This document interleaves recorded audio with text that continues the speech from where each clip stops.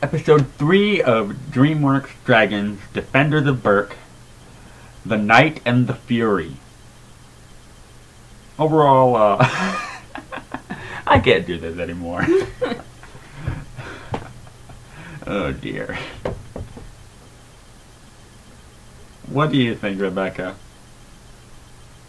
I really don't like Dagur in the slightest.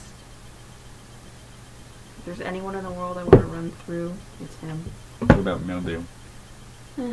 Mildew's just old. He'll die on his own. Yeah. I can ignore Mildew. Push him off a cliff. Dagur I can't ignore because he's obnoxious. And a chief. Yeah. And he has his own armada. He's very much a personal space invader.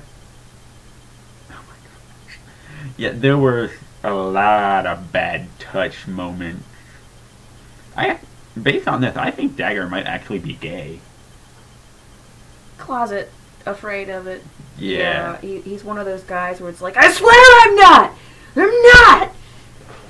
Really he is, but he doesn't want to be personally, but he can't help it. Yeah, I mean, I think the same thing about Snot Loud, honestly, with all his sexist jokes. Maybe. He's forcing the straight white male a little too much. But Dagur really pounds home the viewpoint with all his bad touch moments.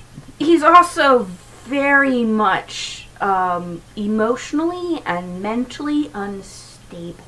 Yeah. I mean, he has all the characteristics of a paranoid schizophrenic, except for the fact that he doesn't talk to things that aren't there. Yeah. He talks to himself a little bit. I like this episode because it introduces kids to the psychotic, mentally ill side of people. And Twinsanity also did that a bit as well. But this really pounds it home. Because Dagur is just... truly deranged? Yeah. Along with that, basic plot is the riders have to are doing a training exercise. On Dragon Island. They have to go from one side of the island to the other at night, no dragon. Yeah. Which is actually fairly reasonable considering... They do need to up their skills without their dragons. And also compared to the other Astrid-themed training exercises. Claw on a Hand was pretty bad by what that simply means. And spine dodging. That's actually pretty useful, and I mean, she can accurately... She did it. Yeah, I mean, there was that one scene where the wild... Natter. Yeah, comes up and she just completely dodges all of the spines. She does a backflip. Yeah, which is sort of like what they do in anime, except in anime it's bullet dodging and they just run in circles. But, yeah. So she does come up with useful ideas, it's just... Some of them are sort of extreme.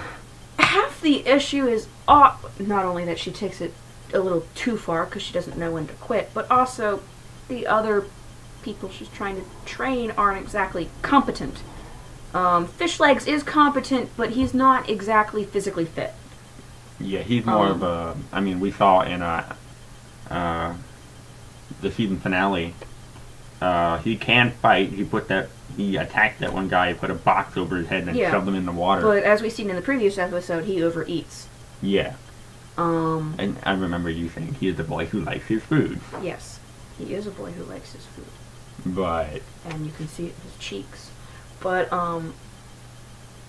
Astrid's the only one who is both physically fit and competent.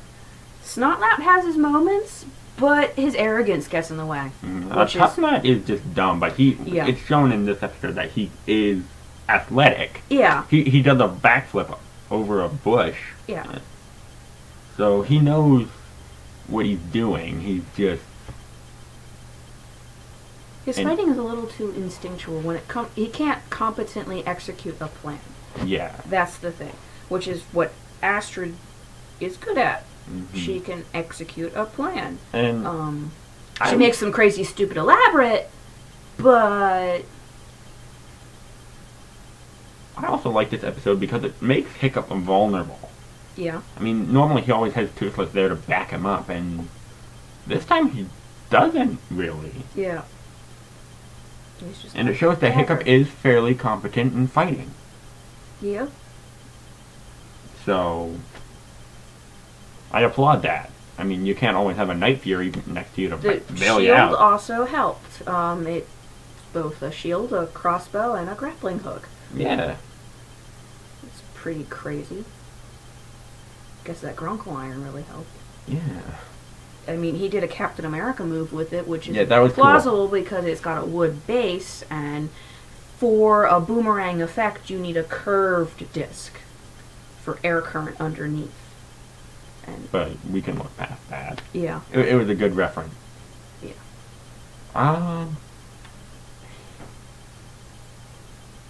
Overall, this episode was just full of comedy.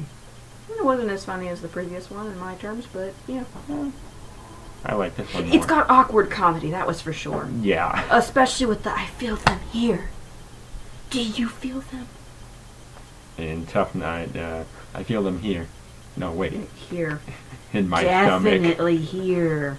That was funny. What about his narcolepsy moment? He just fell asleep standing up. The physics, They're off again, but that's creative licensing. Yeah. Especially with the shield. Well, I wasn't talking about the shield. I can look past the shield. I'm talking about when Tough Night got stuck in the stalactite. Yeah. I mean, ram horns are pretty strong, but they're not that strong. And the fact that the helmet It has no strap. and Unless it's like his head is swollen inside that helmet because he hits his head too much. It would, no, it's still not possible. He would fall. The helmet would stay and he would fall. then he could have been like, get my helmet down. Yeah, we'd see him without his helmet. We've never seen that. Yeah, you don't see anybody without their helmet, except for that one moment with Gronkle and magnetism. The one guy was actually bald beneath his helmet. What do you know? Yeah, that was funny. You have to steal yours out of spite and then lose it. But this is a decent episode. And it sets up more with Dagur too, because since Hiccup and Stoic lied to him, you lied to me, brother. We now have another antagonist. Yeah, enemy. Although it'd be more accurate if he would do something like say and like I don't know. He's a moron. So. Yeah, but I feel like that one movie commentator. I forget. It's on YouTube, but he reads tweets at the end of his videos, and the one somebody mistyped enemy and ended up with enemu. I could see Dagur being that kind of person. You are my mortal enemy. But yeah, the fact that we have another villain is commendable, because in, I think most TV shows there's only like one main villain, and now we have two. What would be crazy if Dagur and Alvin were to team up? Speaking of Alvin, I finally figured out why they called him Alvin. He is a reference to Ivan the Terrible, who was also a Viking. Okay. So, yeah. But you want to get to the next one? There's some major developments in the next one. Hello, Danny. Sure. Poor dog. Yeah, we can move on to the next one. Okay. We'll see you later, I guess. Alright, girl.